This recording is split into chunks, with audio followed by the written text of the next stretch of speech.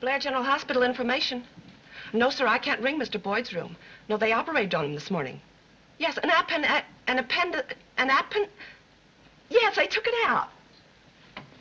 Oh, Sally, if you're not busy tonight, how about you and me grabbing a quick sandwich and catching the early show at a movie? Excuse me. Blair General... Oh, hello, Irene.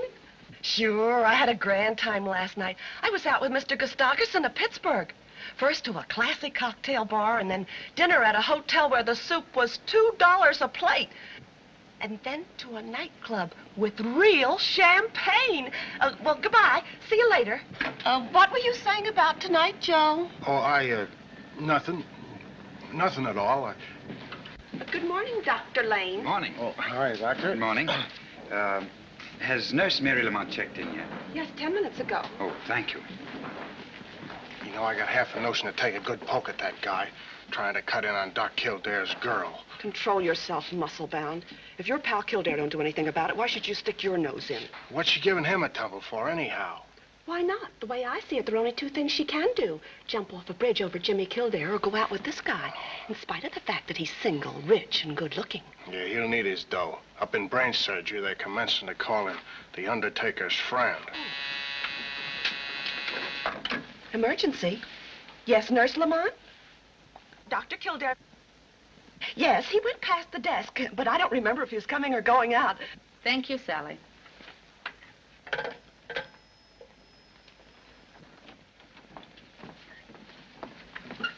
Is Dr. Kildare in? Dr. Kildare is in Dr. Gillespie's office. And everything is okay. Gillespie shut himself up in the other room. Thanks.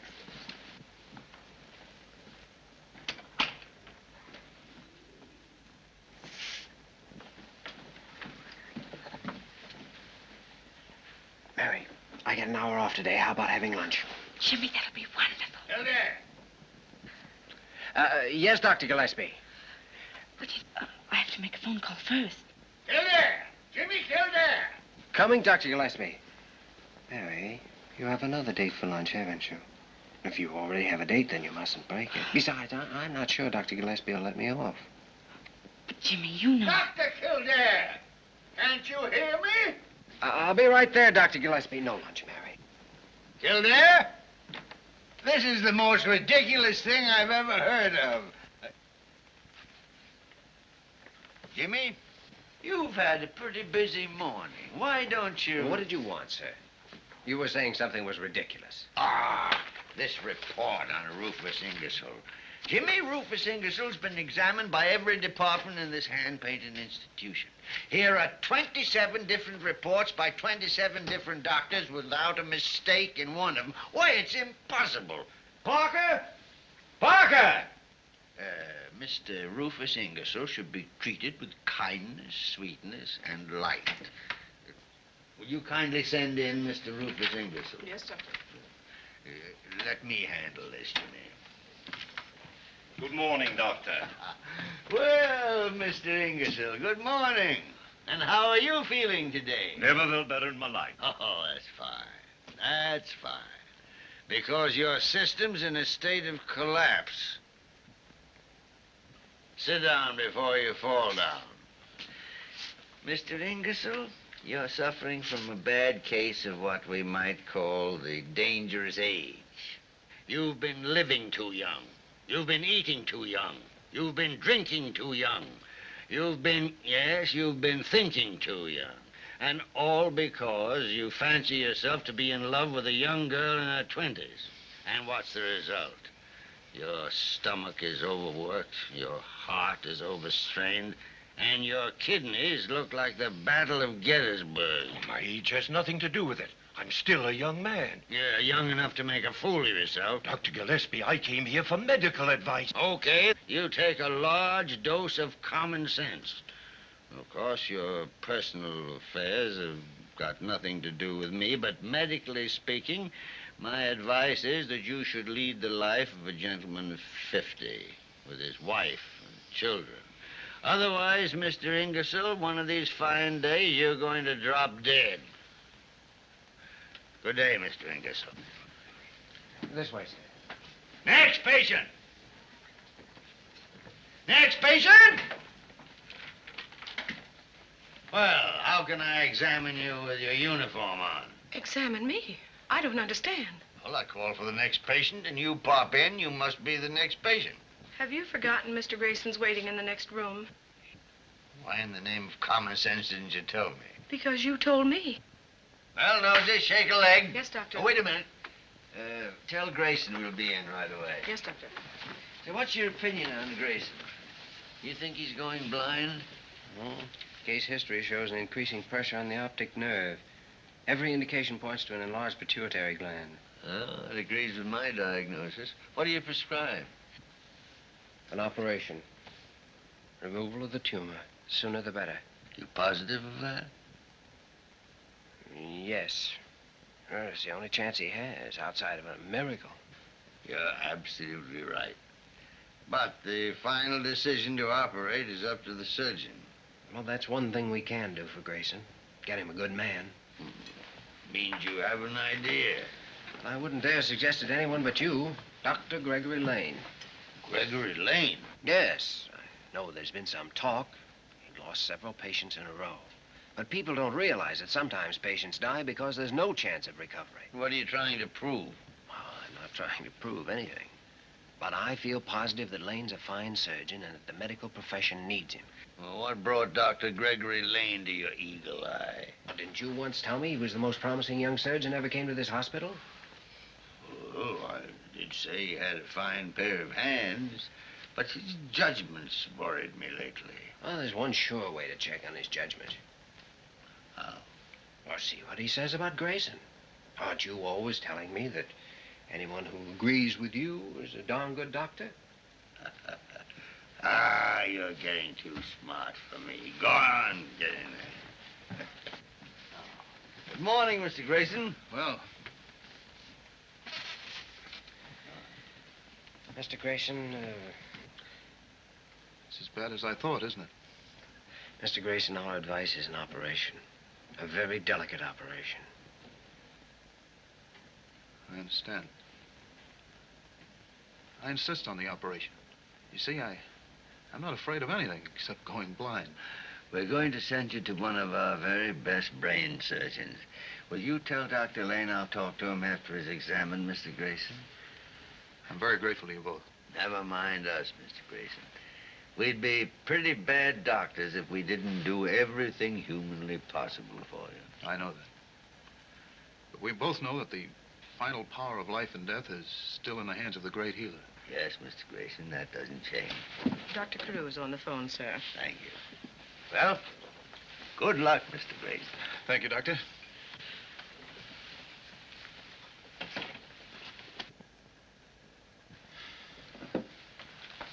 Hello, Carew. Well, how is the head of this gold-plated palace today? Oh, I'm fine, Leonard. Mr. Paul Messenger just phoned. You're to inveigle Kildare out to the Institute this afternoon. Dr. Squires will show him the place and offer him the job. Have you said anything to Kildare about it yet? No, not a word. But in justice to everybody, I'm going to do my best to make him accept. That's more than generous, Leonard. If you lose him, I know it'll be an awful blow to you. Blow? It'll be an earthquake.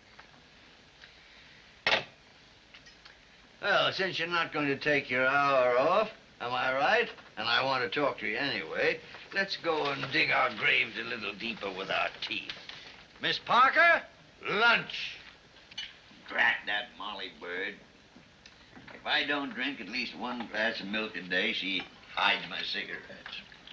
Yeah. I know it's good for me, but oh, I hate this stuff. Yeah.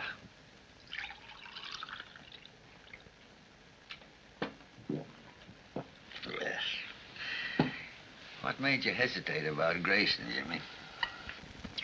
For a moment, I wasn't sure. What made you decide? It was my best thought on the subject. That's the one most important thing for a doctor to know. To face situations with nothing to lean on but what he's learned. Yes, even in my short experience, there have been times when my blood ran cold. And yet you had to act like the Almighty, with life in one hand and death in the other. You had to do it, and you did. That's what I call being a born doctor. Couldn't have learned that from you, could I? Mm-hmm. Aren't you going to drink your milk? Oh, sure. But don't try and change the subject on me. Jimmy, you'll make mistakes, but let them be your mistakes. Use your eyes, your heart, your brain, your instinct. Make up your mind, and then go ahead. Good. Do you think I'll ever learn half what you know? Yeah. Well, you'll have to begin where I leave off. And do you think you're being fair to me? To yourself? To the medical profession? Well, what do you mean? You haven't seen Dr. Lockberg in 2 months. Why? Because I'm a good doctor, and I know what's the matter with me. Cancer isn't necessarily hopeless. Well, every time I intend to call Lockberg up, something important turns up. Nothing is that important. Look, if I'm to finish any part of what you've started, you'll have to stay here and teach me as long as you can. All right, Jimmy. I'll call him this afternoon to come over. I already told him to be here at 5 o'clock. Why, you Come on, drink your milk.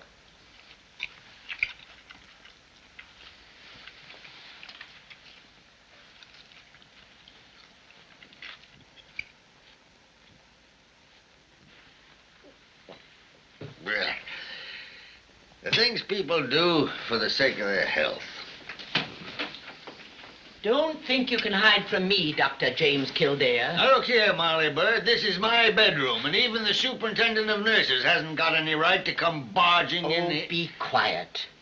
Dr. Kildare, Nurse Morgan informs me that you supplied patient 1124 with a new suit of clothes from the hospital emergency fund. Oh, yes, I did. But you see, Miss Bird, I see everything. You had his own suit burned. I ordered that suit burned as a public precaution. Oh, public precaution, my foot. Well, the man had nothing more contagious than a broken arm. I personally examined that suit of clothes and found definite traces of leprosy. Leprosy? Leprosy? Bubonic plague, housemaid's knee, and a slight trace of Scandinavian hookworm. Scandinavian hookworm, you fool.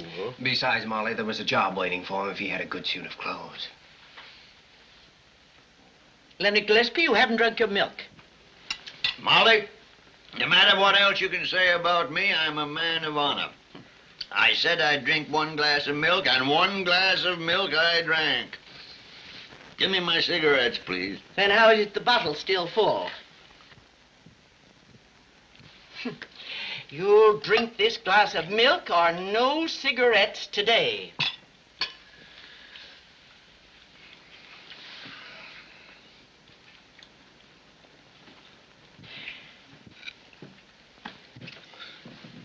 Yeah.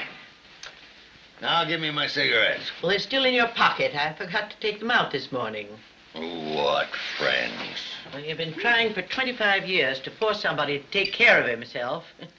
It's a little hard to break the habit.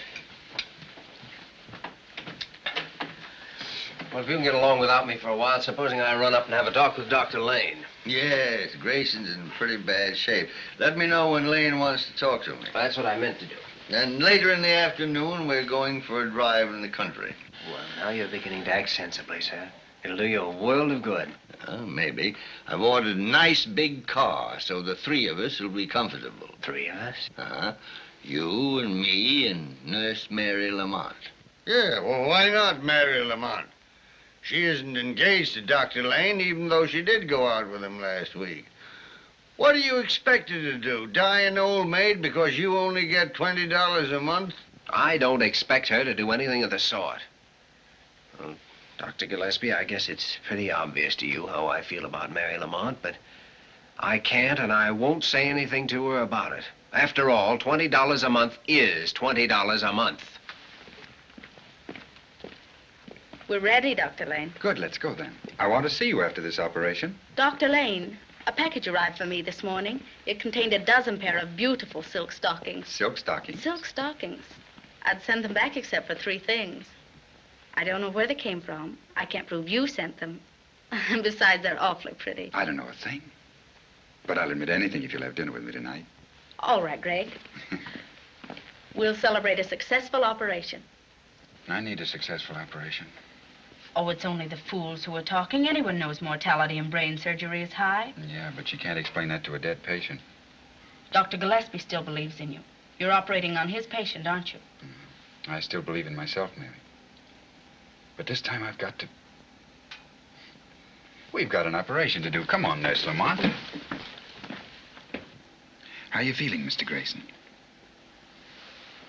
Sleepy. That's from your shot in the arm. I'm going to do my best to fix you up as good as new.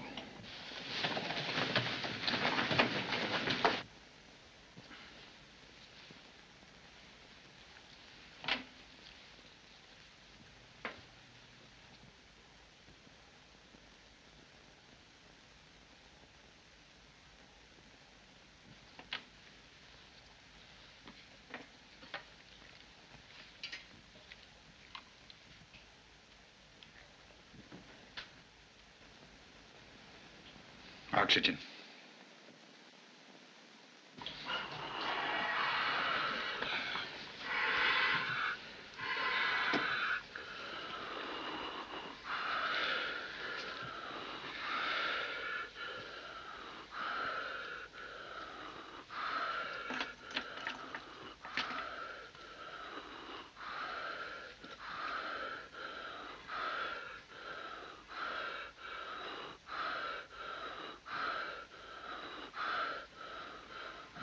Adrenaline. Hurry.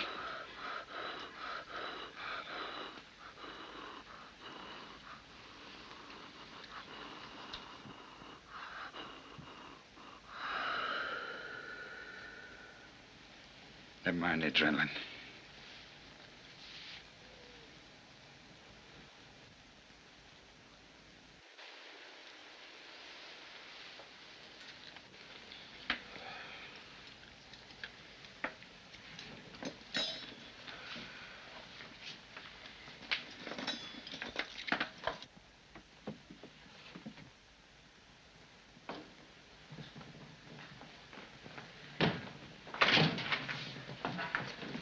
Mary? Jimmy, do you have a cigarette? Oh, Mary. Please, Jimmy, give me a cigarette.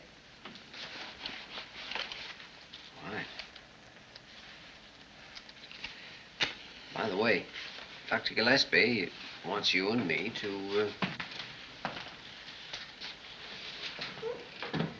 Thanks, Mary. Dr. Lane, I was in the gallery, and I... The operation was a success, but the patient died.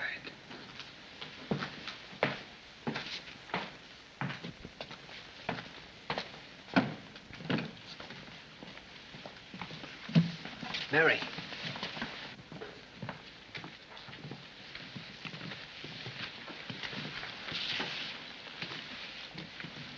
They're so new, aren't they? Just off the assembly line this morning. 41 brand new lives. Sort of evens things up, doesn't it? You mean about life and death? I didn't think about it that way. I just happened to come here. Well, your instincts were right. It's the best place you could have come to. This is what it's really all about. Jimmy, Dr. Lane did everything he could. No one could have done any more, could he? No one. You see, Mary, I prescribed an operation. Lane agreed and performed it. We both knew how slim the chances were. But that's our job, and it's one of the hardest things we have to learn. I haven't learned it yet. Neither have I. That's what people need. Pure, sweet air to fill your lungs with. And open up your pores to the sunshine. What's the matter with you, Mary? You look as if you hadn't opened a pore for months. I did surgery today. under Dr. Lane. Now, Mary, that patient had 1 chance in 100 of living through the operation. 1 chance in 1,000,000 of living without it. You're absolutely right. I reported that fact to Carew, too. What did Dr. Carew say? Well, what could he say? Too many people dying. Dr. Gillespie, Greg needs help. Dr. Lane, I mean. You're right, Mary. Something ought to be done about it. Isn't anybody interested in where we're going? We're going to the Messenger Institute at the university. Who told you? It wasn't me, Dr. Gillespie. I suppose you told him why, too. No, sir. I didn't know that. Well, then I'll tell you. We're going to the Messenger Institute for Medical Research because I've got business there. And I'm taking you two along for the ride.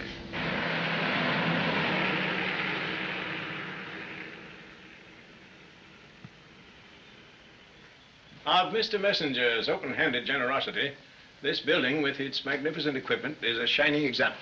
Now, listen, Egghead. The eminent and imposing Dr. Squires was known as Egghead in medical school, for reasons you're both too young to know. Leonard, I once busted you in the snoot for that, and I'm just the guy who can do it again. Now, listen here, Squires. We all know this is the finest institute in America, but come to the point. Very well. The point is, I have a job for Dr. Kildare. Job for me?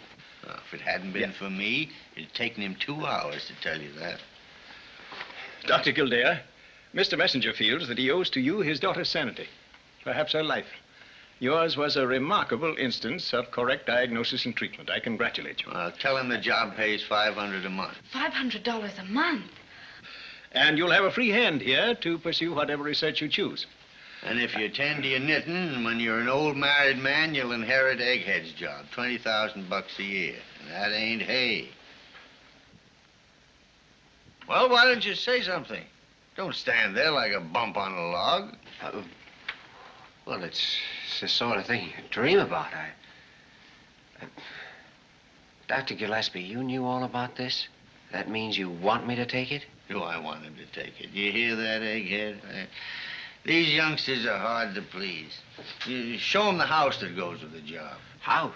Oh, yes. Shall we go see it? I've ordered some tea. Tea. When I first knew him, he thought clean shirts were effeminate. Now he drinks tea.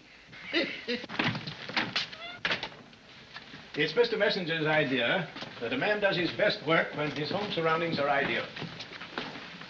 Thank you, George. You think you could be happy here, Dr. Kildare?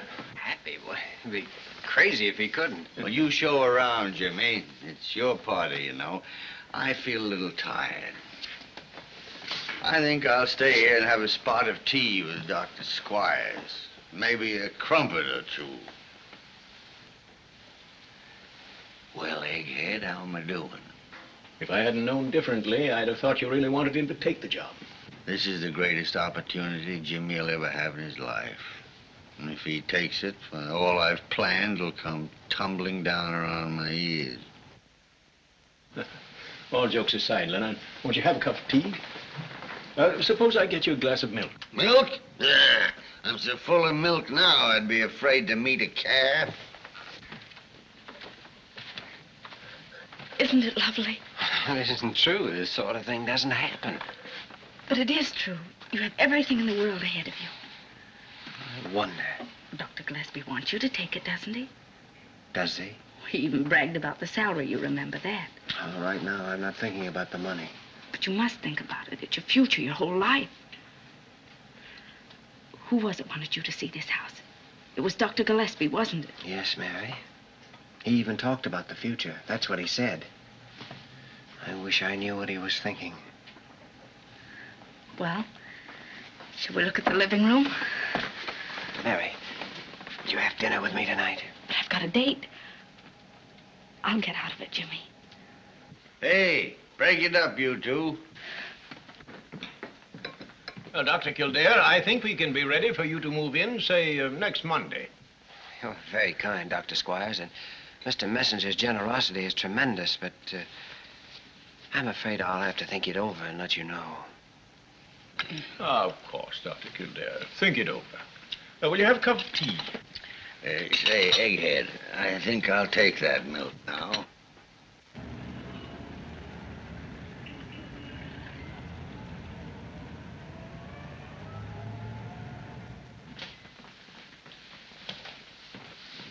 Good evening, Dr. Kildare. You're a sight for sore eyes, and why shouldn't you be? Short beer, Mike. Yes, sirree. Sure, and what more pleasant sight could there be than a fine young son of the old sod wearing a new suit and his own teeth stepping up to buy himself a good drink? How are you, Joe? Good evening, Doc. It'll be $30 any way you figure it. A joint that gets $2 for soup has got to get more than a nickel for a cup of coffee. Say, I got it. When we get to the Golden Slipper, I just won't eat anything. That'll give me $1.60 margin. Golden Slipper? Well, even if you don't eat, the cover charge there is $5 a head. Huh? $5 a head? Even for not eating? Oh, boys, there must be some way out of this. Joe, my boy, maybe I can help you. There's a drink I can mix that'll solve all your troubles. If you can only coax the lady in to sample it. Wait a minute, Mike. Now, Dr. Kildare, I'm referring to a humble little concoction known as the Kiss of Kilkenny. It don't make you drunk, and it don't make you dizzy. It leaves you with one consuming thought in your mind, to sit quiet in your chair and listen to the angels sing. Will it keep a lady sitting here all evening? My friend back in County Donegal, I personally concocted one for a giddy young thing who wanted to be took to a dance. How long did it keep her quiet, Mike? Well, sir, that was 13 years ago come Shrove Tuesday. And according to a letter I received last week, she's still sitting there. Say, I know this gal of mine. You fix up 2 drinks for her, and I'll be back here in a jiffy with her. What do you advise for dinner, Mike? Well, I can fix you a steak as fresh as a new policeman. 2 steaks, medium rare. Coming up. 2 steaks, medium rare for Dr. Kildare. Give him the 2 we're saving for the boss. Hello, Mary. Am I late, Jimmy? No, sit down. I've already ordered the steaks. Are you hungry? Starved. Good. Mary, did I ever tell you what my mother said to me when I left for New York? Several things. Which one? Well, she said you'll never get anywhere trying to be anybody but Jimmy Kildare. Jimmy Kildare's all right with me. Over the past hour, I've been trying to be someone else. Why, Jimmy? Because if I were someone else, maybe I'd have brains enough to say this in a different way. Say it your own way. I'm not going to take the job at the Messenger Institute.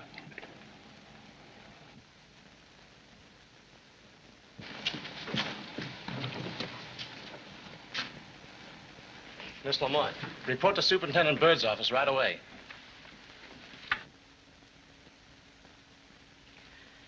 Tony, if we had a patient in this hospital as weak as your copy, we'd give him a blood transfusion and send for his relatives. I don't blame the nurses for squawking. Nurses are just like husbands. You can abuse them, insult them, work them to death, jump all over them, they'll take it. But give them a bad cup of coffee and you got a revolution on your hands. Oh, come in, Mary.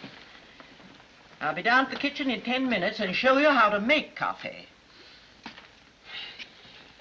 You sent for me, Miss Bird? Lamont, I'm promoting you to staff surgical nurse permanently. Wait a minute, it's not that big an honor. I'm sorry, Miss Bird. Of course, you'll have to be more careful about our rules. For instance, I know that you accepted some silk stockings for a member of our staff. I'm sorry. I'll send them back. Before okaying this promotion, I must know that you plan on staying with this institution. I guess I'll be here forever. Because I certainly would not give this chance to a girl who's liable to quit her job to get married or something. I'm not figuring on getting married. No. No, child. I don't know why I'm so silly. Well, I know. I wormed it out of Dr. Gillespie about Jimmy Kildare and the Messenger Institute, and this can only mean that he didn't decide the way you wanted him to. I kept hoping against hope. The only man in the world? It's not true, Mary. It's never true. If it were, 9 out of 10 women in this world would never get married. And we women can be thankful that fate fixed it that way. Because so many times, so pitifully many times, Cinderella can't have her prince. And if there were no other man in the world for her, how would the Cinderellas end up? Like me, Mary. I'm 49 years old, and what have I got in life? Bad coffee. No, Mary. Give any woman a decent husband with a clean shave and a pretty good chance of getting on in this world, and she'll come so close to thinking it's love that she'll fool him and herself. I never thought about it like that. Well, try thinking that way. And stop eating your heart out. Now get out of the mouth and get to bed. Report to surgery at 9 a.m. Good night. I said good night. Good night, Miss Bird. Mary, don't send back those stockings. I can't. I have one pair on. Oh.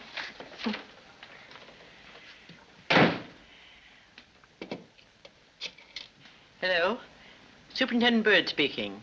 Beginning tomorrow morning, Nurse Mary Lamont starts as staff surgical nurse. Salary increase accordingly. She's to be assigned to Dr. Gregory Lane.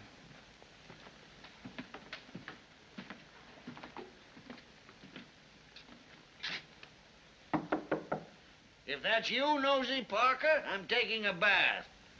If it's you, Molly Bird, I'm not smoking a cigarette. Anyone else can go shoot themselves. It's me. What do you mean, barging in here at 3 or 4 o'clock in the morning? What do you think this is, a 6-day bicycle race? Well, it's only a quarter after 10. What do you want in the middle of the night? I'm not going to take the messenger job. Why, you unmitigated young upstart. Do you realize, Jimmy, you'll never have another opportunity like that as long as you live? I'm staying here because I'm selfish. Ever since I was a kid, I've known I wanted to be some kind of a doctor, but I didn't know what or where. Now I do know.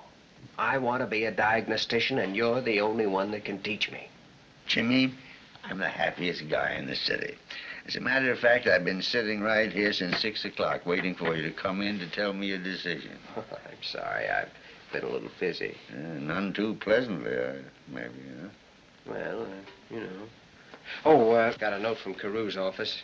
Seems I'm behind in my surgery, and they want me to catch up right away. Do you mind if I borrow the... No, don't take anything you want, Jimmy. Yes, he's been raising Cain with me about that, too. Yes, I'm to start tomorrow morning, assisting Dr. Lane. Well, perhaps I could arrange to have you transferred to someone else. No, thanks.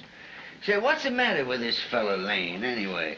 I've heard he inherited a lot of money, and yet he wants to stick around this skating rink. No, that's not true. He's had money all his life, but he happens to want to be a surgeon. Oh, he also happens to be interested in Mary Lamont, or I'll fire 3 or 4 of my pet stooges. Isn't that Mary Lamont's business?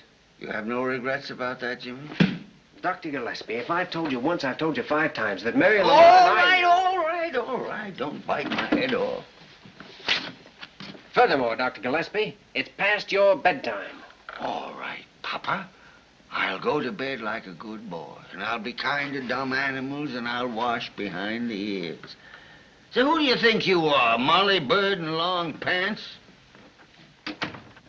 Blair General Hospital emergency. Just a minute. Hello, Irene. As I was saying, last night, Joe Wayman and me start. Me in that new blue chiffon, and Joe, mind you, he's actually in a tuxedo. When all of a sudden I find I'm paralyzed from the waist down. No, I didn't touch a drop. Just one little glass of Irish lemonade in Mike Ryan's place. But was Joe Wayman nice? He never said one word about me spoiling his evening. Traffic accident, emergency. Emergency, one coming up. Funny thing, no identification. Nothing but a key and a $5 bill. Did you go through all his pockets? What pockets? All he had on was an overcoat over some pajamas and a pair of pants. You know, Sally, I got it all figured out what was the matter with you last night. It was something you drank the night before with that guy from Pittsburgh. I'll bet it was. But, gee, Joe, you were so sweet. Carrying me home and singing like an angel all the way.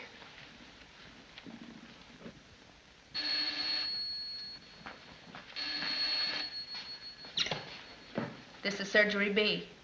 One coming up? Okay. There's a case coming up from emergency. Good morning, Doctor. Oh, good morning, Doctor. I'm assisting you. I have some surgery to catch up on. Well, I'm glad to have you. I had some pretty unkind thoughts about you last night, Kildare. Last night? Yes, I had a date with a very pretty girl for dinner right up till dinner time. Oh, well, I'm sorry. Maybe you are, but I still had dinner alone. Well, it's nice having you around. I can keep my eye on you. Here's the X-ray, Doctor. Increasing intracranial pressure, pulse slowing, temperature rising.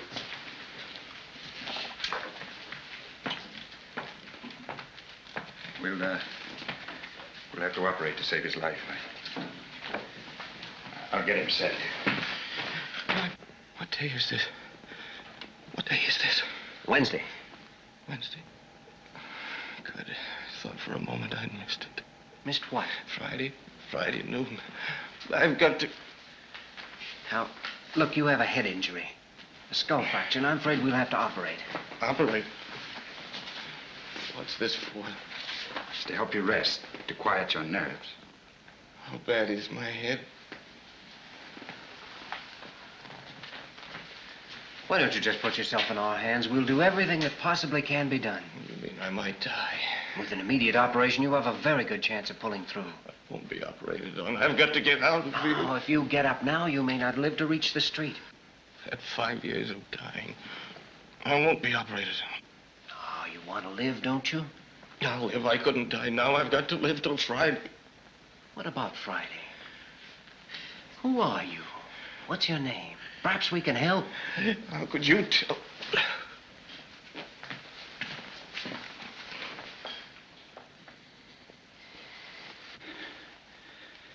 Well, his heart's strong anyway. I'll tell him to get ready. Wait a minute.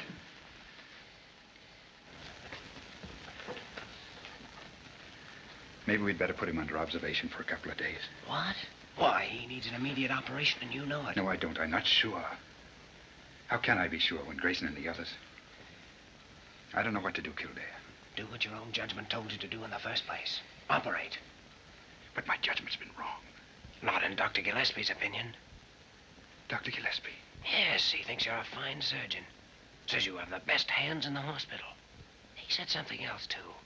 He said there are times when we have to act, with life in one hand and death in the other. And that the true test of a doctor is his faith in his own judgment, even though he knows someone's going to die if he's wrong. We'll operate immediately.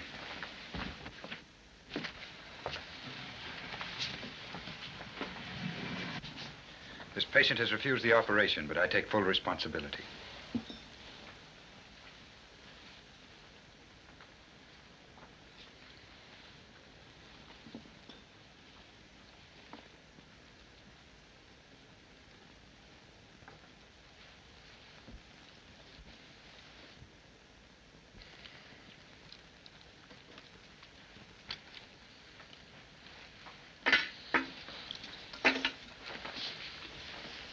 That's it.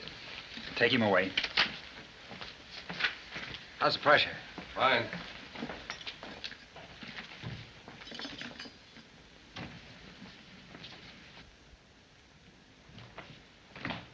I don't think I could have done that without those words you said. Oh, you did a fine job, Doctor. Thanks. As far as I'm concerned, everything's going to be all right, I think, from now on. Oh, I'm sure it is. It's a long session. Well, it's time for lunch. I'm on office call this afternoon. 9 o'clock tomorrow morning, please, Doctor. Yes, Doctor.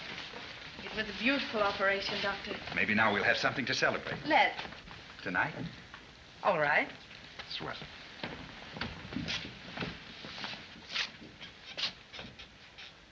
Dr. Kildare. Yes, Dr. Carew. I'm very pleased you've decided to remain with us. Well, No explanations are necessary. I understand. Where's Dr. Lane? Oh, he's just left for lunch. Wish you'd been there. You'd have seen the kind of brain surgery you read about. Is that so? Well, I trust you're right. Doctor, because of the somewhat unusual circumstances, I'd like to have your personal report on this case. Well, Dr. Lane has office duty, so naturally I'll be watching it. Very good. He's coming out of it now. Breathing easily and naturally. Mm-hmm.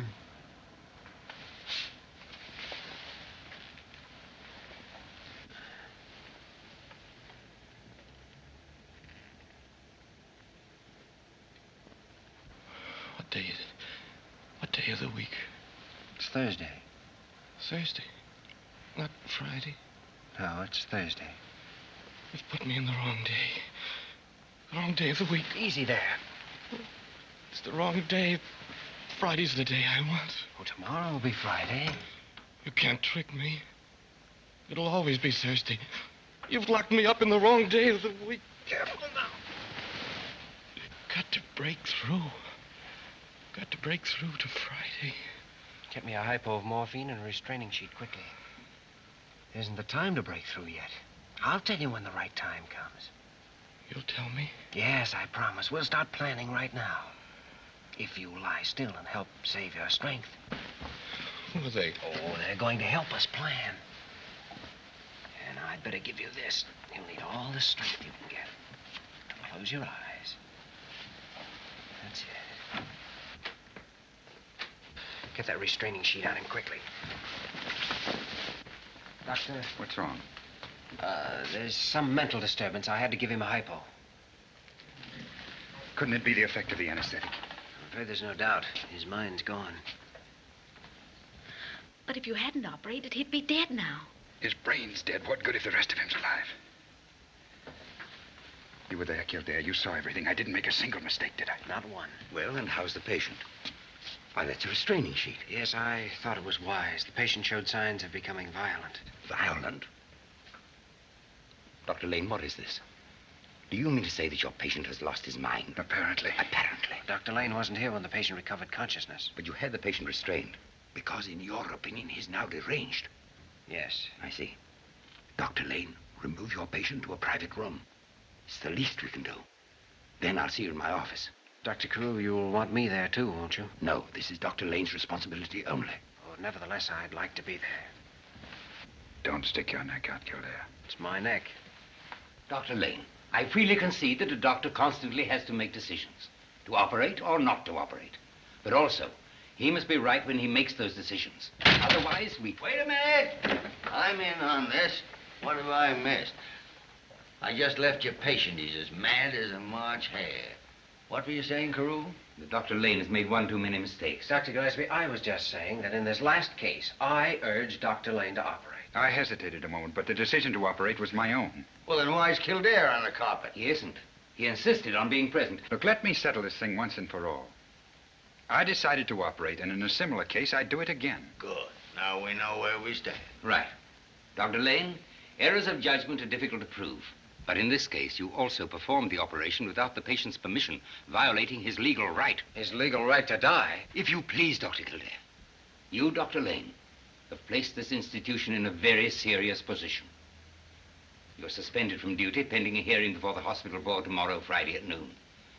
I'm sorry. You may go. Dr. Carew, I'd like your permission to testify at that board meeting. I can't permit that. And how could you possibly help Dr. Lane? Well, I don't know. He don't know. He wants to prove the operation didn't make the patient insane, but he don't know how to do it. Come on, Jimmy. Now, wait a minute. Suppose the man was insane before the operation. Suppose, for instance, he was suffering from schizophrenia. Poppycock. I don't think the hospital board would be interested in your theories. Your request is denied. But after he came out of the anesthetic, he spoke incoherently of Friday. And before the operation, he made it very plain that Friday was more important to him than living. Now he's a psychiatrist. If you concern yourself further in this case, neither of us can save you from the unpleasant medical and criminal consequences. Kildare, you seem to forget one thing. Dr. Lane went ahead after the patient had refused the operation. But if the man was insane, he had no legal right to refuse the operation, which left the decision up to the doctor. Now he's a lawyer. I consider the matter settled, Dr. Kildare. Which is the way a high-class gentleman says, get out of my office and mind your own business. Come on, Jim.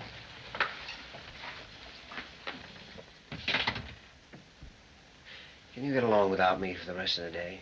Oh, I guess so. It might be a good idea. Go on out and take in a show. Forget all about this little difficulty. I don't think it's so little. Maybe I haven't been here long enough to get the hospital viewpoint, but if Lane's kicked out, it'll look as though he murdered those patients. And we know he didn't. You going back to your office? No, I'm not. Get your hands off my chair. Oh, I'm sorry. I'll see you tomorrow. Where are you going? I don't know. Maybe I'm going to make a fool of myself. I don't doubt that, but how? I'm going to find out who this mysterious man is, so that I can prove he was mentally deranged before Lane operated. Now he's a detective. Listen, Sherlock Holmes, there are 7 million people in this town. How do you expect to track down the identity of one unknown lunatic? If you get yourself tangled up in this Lane affair, you might as well hunt yourself a new job, because I need an assistant that works for me. Now play that on your harmonica. Walter, you're a great man, a magnificent man to head this hospital. But you don't know any more about handling Jimmy Kildare than I do. I'm upset myself. I hate to have to do this to a nice young fellow like Lane. In the old days, they used to draw and quarter 'em, nail up their heads on London Bridge. Today, we're not that merciful. When they kick over the traces, we have to throw them out and let them die of broken hearts. Listen, Mr. Gustafson, you may be a big man in Pittsburgh, but you're no gentleman, you gorilla. You take a girl out and fill her full of fancy soup and poisoned champagne, and the next night I can't move a muscle. Oh, I'm all right today. No thanks to you. But from now on, I'm sticking to hamburger and lemonade with a square-shooting guy that wouldn't even think of playing a dirty trick on a working girl. Goodbye, rat. Emergency. No, I haven't seen Dr. Kildare for an hour. He went out of here in his street clothes, said he was off for the day. Sure, if I see him, I'll tell him.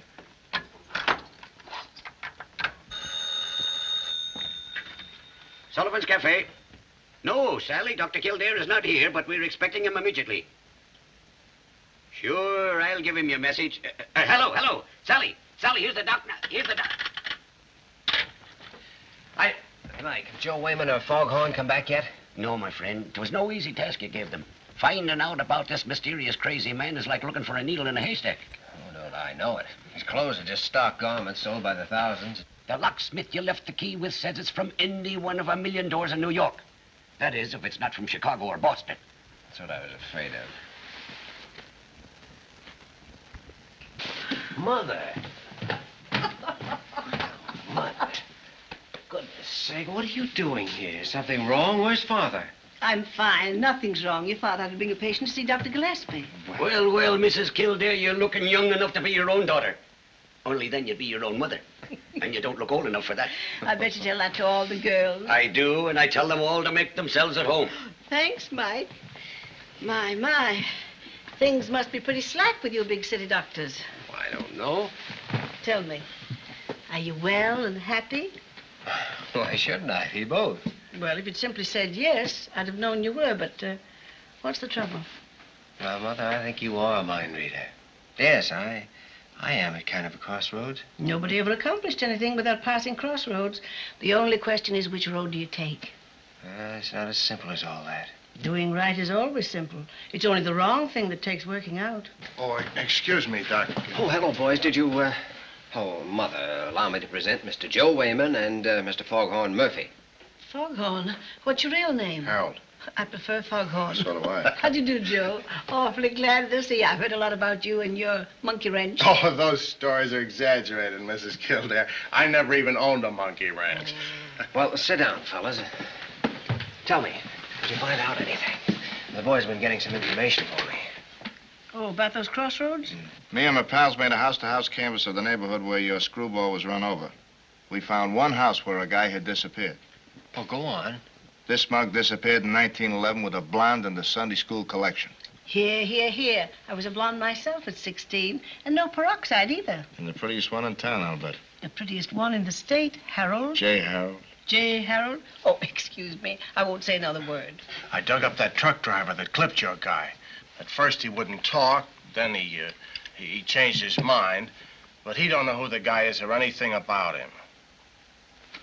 Oh, who put that thing in my pocket? Why am I always someplace else when there's a good fight? Let me know next time you're in town. I'll sock someone for you. Thank you. Well, Doc, I'm sorry we weren't much help. It was kind of tough without knowing the guy's name or anything. That's all right, fellas. Thanks a lot anyway. Goodbye, Mrs. Kildare. It was swell meeting you. Oh, and if you ever need a taxi, well, just call and... Oh, nix on that, Foghorn.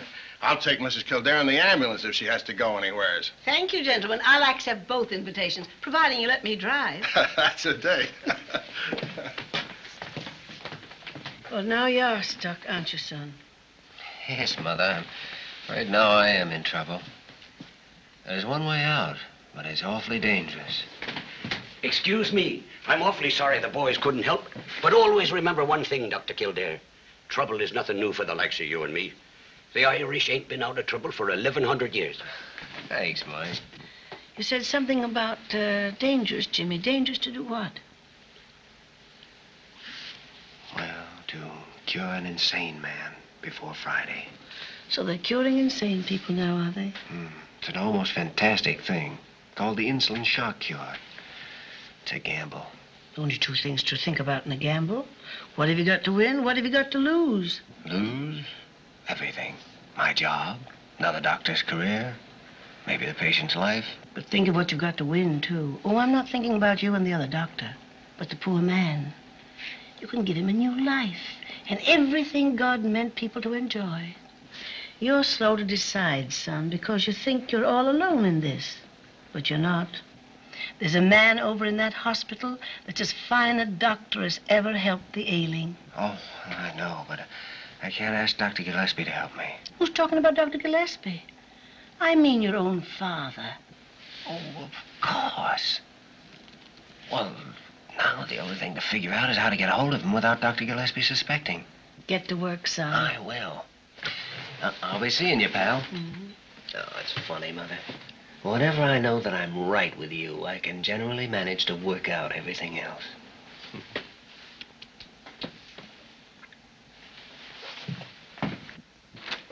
Joyner? Joyner? Oh, I wonder if you'd do a favor for me. It's awfully important. Precisely 6:30, I'm leaving here to meet a young female person whose boyfriend is confined to room 714 with a broken leg.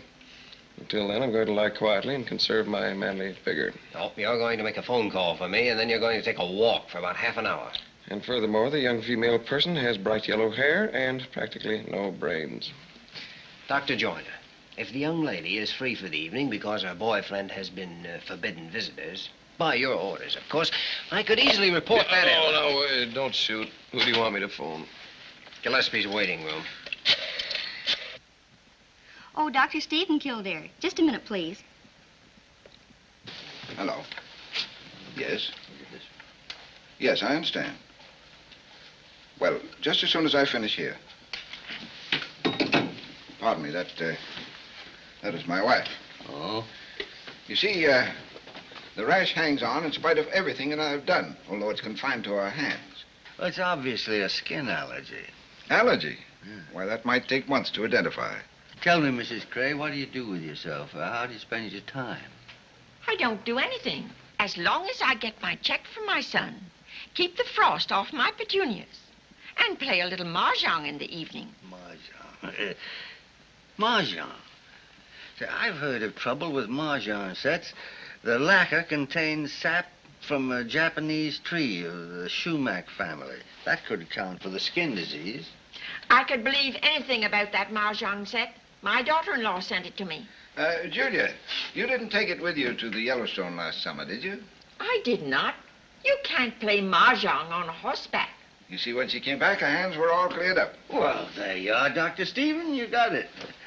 Suppose we keep Mrs. Cray here for a couple of days and fix up this rash, and then when you go home, take up solitaire. In the meantime, we'll put her across the hall in that nice big room, 370. Oh, Dr. Gillespie, which the rich Mrs. Van Allister has already paid for until Tuesday. I sent her home this morning. Nothing wrong with her, but too much money. Goodbye, Dr. Gillespie, and thank you. As long as Dr. Stephen did all the work, I don't owe you a cent. Goodbye. Sit down. Well, I'm ever so much obliged to you, Dr. Gillespie. Well, I've got to run along now. I'll be back. Next patient. No, hold the next patient. Come in. Say, Parker, did you notice that I said anything to offend Dr. Stephen? Or was it my imagination that he was acting strangely? I wouldn't know anything about that, but if it was his wife on the phone, he's married to a woman with a bass voice. Hello, Jimmy. Oh, hello, Dad. What is all this? Please sit down. Why all the mystery? Is anything wrong? Dad, what do you know about the insulin shock cure for insanity? Insulin shock? Why? Well, tell me, have you ever actually seen a cure effected? Yes, I have. And it was one of the most terrifying things I've ever seen in all my life. Ah, but it worked, didn't it? Yes. Yes, it worked because it was performed under the most ideal circumstances, with cases that had every chance of surviving. Well, then you've never seen insulin tried when the patient wasn't in perfect physical shape. Oh, no. No, in case of any injury, especially to the head or the brain, they wouldn't dare. But, Jimmy, stop dodging the issue. If you need any help, I'm your father. I'm sorry. This is my problem. I know it is, Jimmy.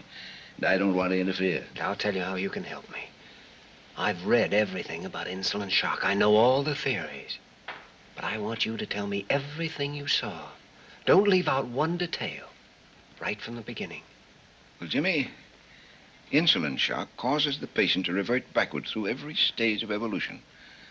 At the dictates of his shocked brain, his human body attempts to simulate all the actions and mannerisms of each successive step. Back through the ape, the bird, lizard, fish, and so forth. This abnormal effort involves the most horrible convulsions.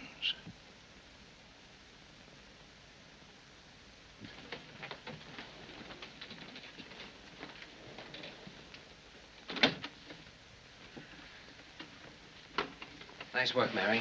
It was easy enough to switch places with Irene. She was dying to get the night off. Look, Jimmy, I haven't said a word about this to anyone. You know I wouldn't. But are you sure you want to do this? Now, we've been all through that before. No, we haven't. Are you doing this because of Gregory Lane?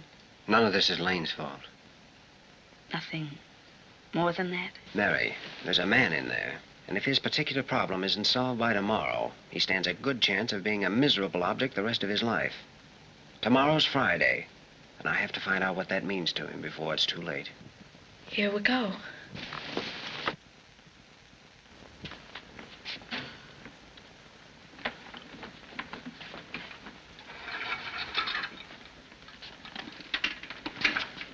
I don't know a thing about this insulin business. Well, I know that a terrific shock will sometimes drive a person crazy.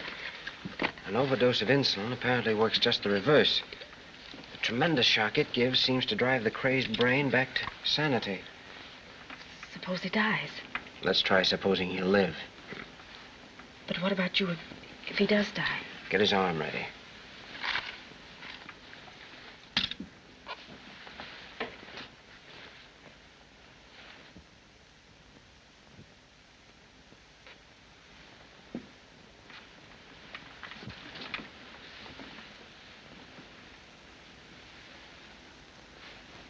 How long does it take? 5 hours. 5 hours?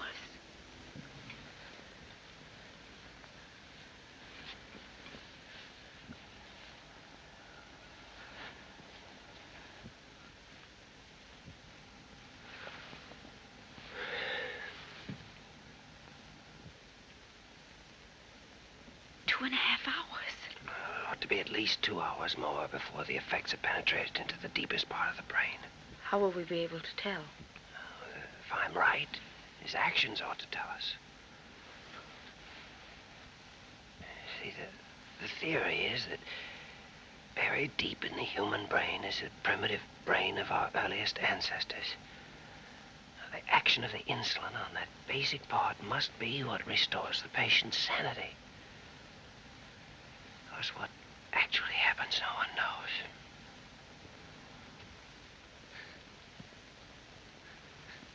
Here it comes, Mary.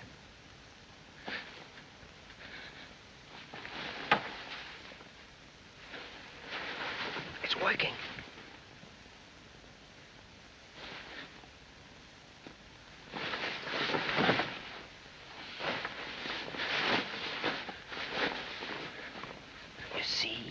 brain is starting to travel backwards. Body is compelled to follow.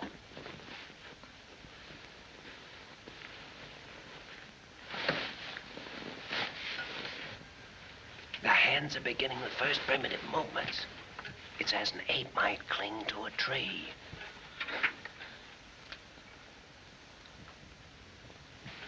Convulsions are a necessary part of the process. Body is desperately trying to obey the impossible commands of the brain.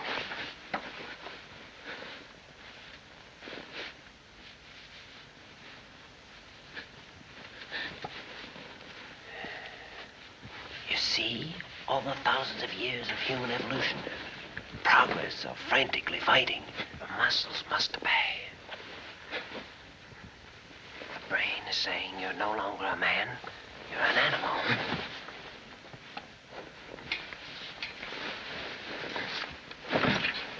Pupils are dilated. Pulse is increasing.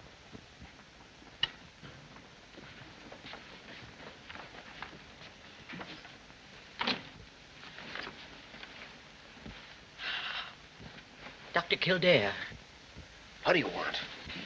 There's been a change of nurses in this case without my knowledge or permission. I did that. Dr. Kildare, what you're doing with this patient is between you and your conscience. Or between you and Dr. Carew, which might be worse. Molly, please. Well, personally, I think you were born to be hanged.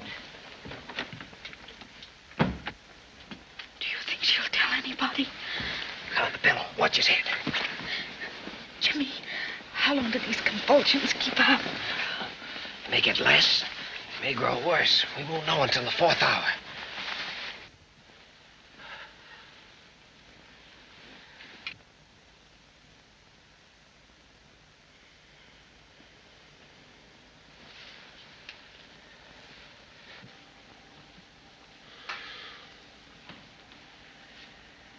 How long has it been since he's moved?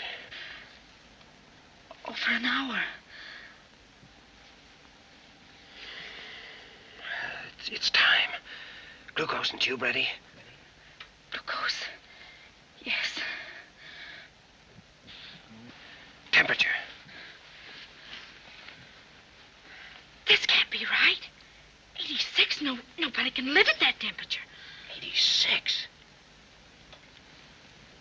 It seems impossible, but it's true. These cases can survive temperatures that otherwise would mean certain death.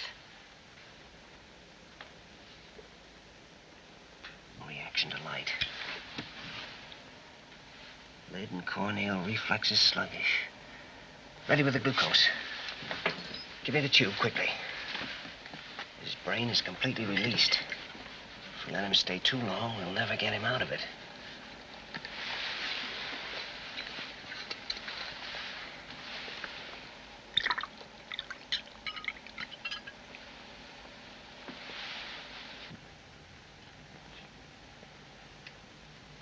Why doesn't he move? It'll take a little while for him to absorb the glucose. The insulin's burned out every bit of sugar in his body. The glucose will restore it.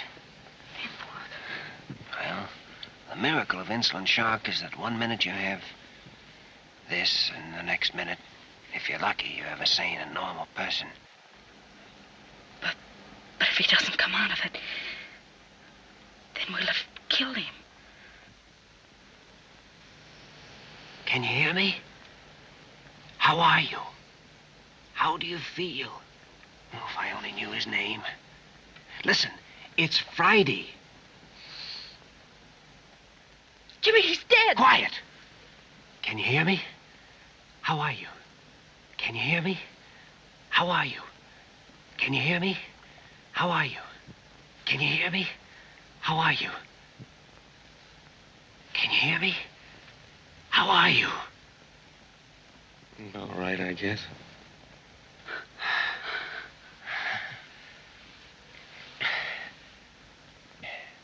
Milk and jelly sandwiches right away, please. Jelly sandwiches? Jelly sandwiches and milk, nothing else, right away. Yes, Doctor. Yes, Doctor.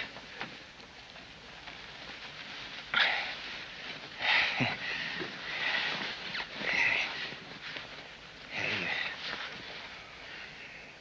feel more like yourself now? I feel fine. It hurts a little. Well, under the circumstances, that's hardly surprising. You remember me, don't you? Yes, you're the doctor that wanted to operate on me after I was hurt. That's right. You feel able to answer a few questions? Mm-hmm.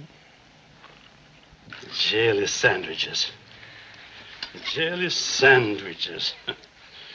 Do you want the jelly inside the sandwiches, or do you want it on the outside? Oh, that's ridiculous. Not in this crazy place. I make coffee for the king. He raises my salary. I make coffee for the general. He kisses me on both cheeks. I make coffee for Molly Bird. She sends for my relatives. Take them away. He's fine now, Mary. Just give him that food and don't let anyone talk to him until I get back. Back? Where are you going? I've got the answer to this whole business, the thing that was locked up in his poor, twisted brain. Now, listen, Mary, there's no time to explain now. But remember one thing. No one's to see him, and no one's to talk to him. Because if anyone questions him before I get back, it's liable to ruin everything. Do you understand that? Yes, Doctor. Well.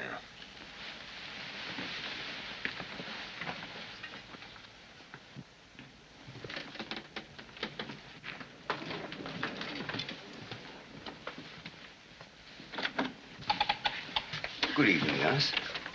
Miss Lamont, isn't it? I want to examine your patient. Well, Oh, the hour may be a bit unusual, but this is a very unusual case. And while I'm in there, you might get me a little bicarbonate of soda. I've just come from a doctor's banquet. Dr. Carew, the patient mustn't be disturbed. Indeed? Who said so? Dr. Hepworth, the staff physician on the case. Oh, that's all right. I spoke to Hepworth at 7 o'clock and told him I was coming in. Yes, but, he came back after that. But Hepworth told me he wasn't coming back until morning. What is this? I just left Hepworth at the banquet. Well, it must have been some other doctor. What other doctor? I don't know his name. It's quite obvious something untoward is going on here. I intend to find out for myself. Well. Wait outside, Conover. Yes, sir. Why, Walter, you look positively beautiful. This is not the time or place for jokes, Leonard. Well, you must have been joking just now when I came in. Wasn't he, Mary? Leonard, in order to testify properly before the hospital board, I must have complete knowledge of this patient's condition. Well, that's not unreasonable, Mary. But Dr. Gillespie, the patient mustn't be disturbed. It couldn't be that Dr. Kildare told you not to let anybody in, could it? I don't know a thing, and if I did, I wouldn't tell you. I better go and find out. No, wait a minute. Come on, Mary, you might as well tell us. Otherwise, Dr. Carew will have the right to go in there. That's just what Jimmy wants to avoid, isn't it? Dr. Kildare administered insulin shock. I can't believe it. And he did a magnificent job of it. I'll believe that when I examine the patient. Ah, Walter, I wouldn't go in there if I were you. I know I wouldn't. And I was practicing medicine when they were telling you to keep your thumb out of your mouth. Where is Jimmy? I don't know. This is the most outrageous thing I've ever heard. Oh, you ain't heard nothing yet. What's the last thing Kildare said? Give him the jelly sandwiches and don't let anyone near him until I get back. Jelly sandwiches? Of course, jelly sandwiches.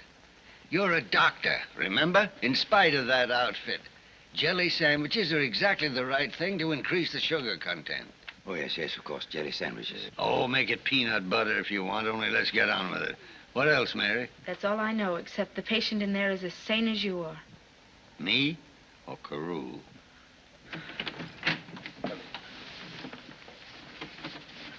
Dr. Kildare. Dr. Kildare, you're suspended from further duty until... Just one moment. Nurse, has anyone been in that room? Not a living soul, Doctor. And you're not going in till I know all about this? No, I know, but Mrs. Adams is. She has a legal right to see her husband. Will you come in now, please? And everything's going to be all right, if you'll just remember.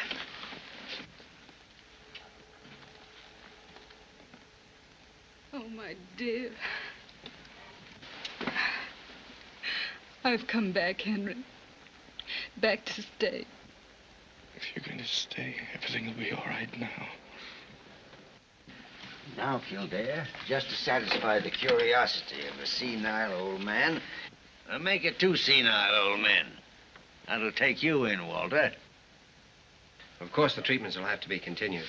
Adams has been a mental case for months.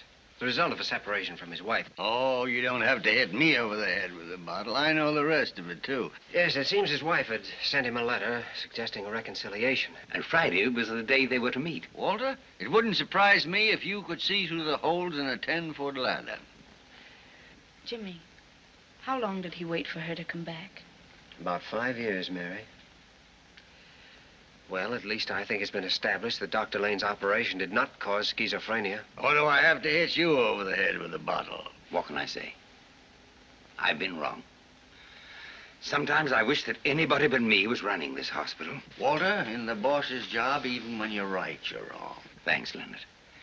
Regardless of the hour, I shall go immediately to Dr. Lane and offer him my personal and professional apologies, which will make me very happy. Well, that's fine, because Dr. Kildare's working for you, beginning tomorrow morning. Working for me? Yes, Kildare. I warned you. You're no longer my assistant. You're fired. Well, come on, Walter. This has been a nice little case. But there are a million people in New York that need doctors. Perhaps if we get a little sleep, we can help them. Yes, but, Leonard, half the time I don't know whose side you're on. Well, 3/4 of the time I don't know myself. Jimmy, did you hear what he said? It just doesn't make sense. Let's not talk about it now. But all your plans, all you'd hoped to do. Say, I have half a notion to go up and give that rambunctious old fossil a piece of my mind. Keep your shirt on, Mary. Oh, you men make me tired. What is it, Jimmy? You asked me how long he waited for her. 5 years.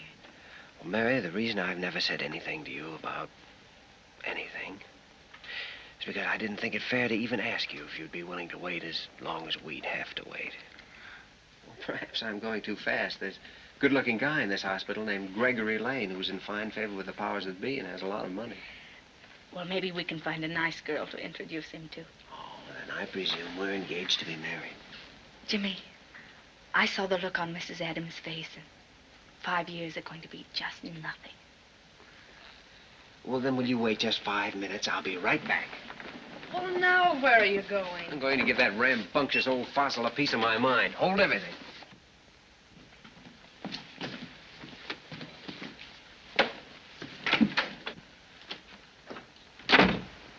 I suppose you thought I was going to take that crack of yours lying down.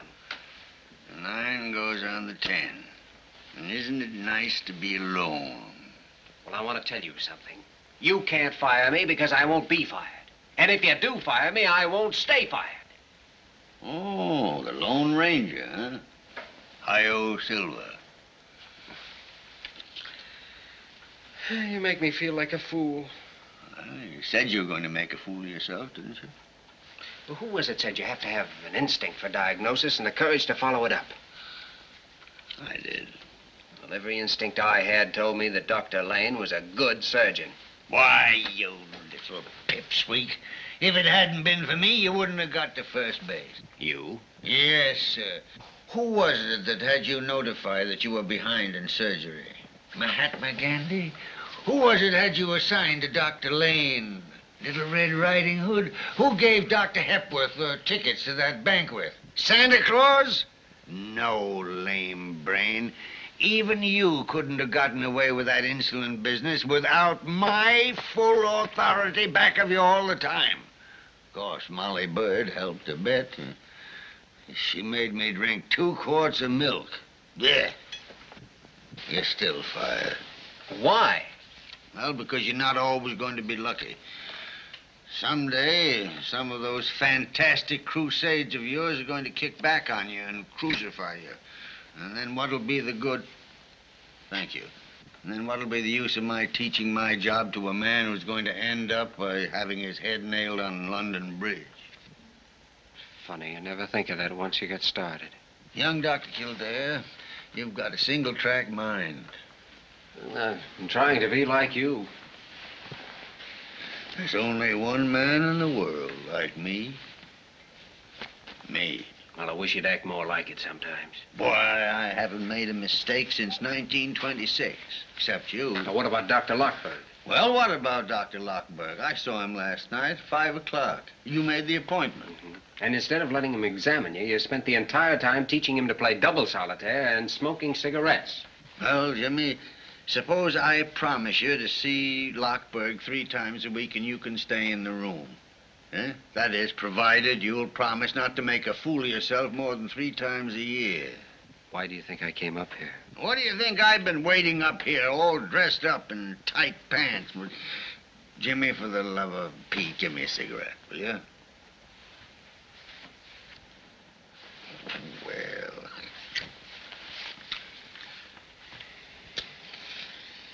Guess there's only one thing left to do now, and that's tell Dr. Lane about Adams. I'll go do that now. Oh, no. That'll keep until tomorrow. Oh, no, it won't either. Lane's waiting in his room. I telephoned him when I left for Mrs. Adams. Well, I'll go along with you. Well, I think you better not. Oh, yes. Conover? Where is that sleepy rascal? Well, I'll give you a hand. Unless you'd rather not. No. Go ahead, Jimmy. You push. As long as I know you're back there, I know you're not in any mischief.